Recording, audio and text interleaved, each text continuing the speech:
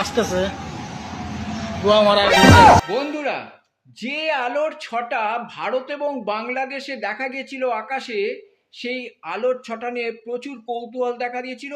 অবশেষে ডিআরডিও কিন্তু officially declare করলো যে অগ্নি 5-এর advance variation APJ Abdul Kalam যে দ্বীপ আছে সেখান থেকে সফল উৎক্ষেপণ, পরীক্ষামূলক উৎক্ষেপণ করা হয়েছে, এবং যেটা MIRV টেকনোলজিতে তৈরি, এবং যেটা একই মিসাইলে অনেকগুলো নিউক্লিয়ার হেডস থাকে এবং একই সময়ে একাধিক লক্ষ্যবস্তুতে আঘাত হানতে সক্ষম।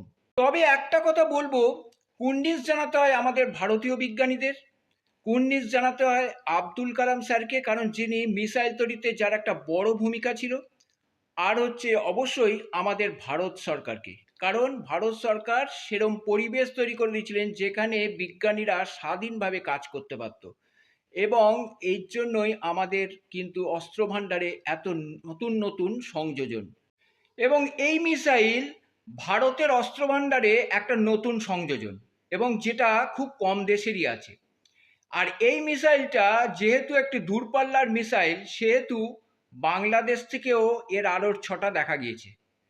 কিন্তু মজার বিষয় এবং হাস্যকর বিষয়, বাংলাদেশের লোকেরা এর অভিব্যক্তিটা একবার দেখুন। এদিকে তো আসতেছে কি করে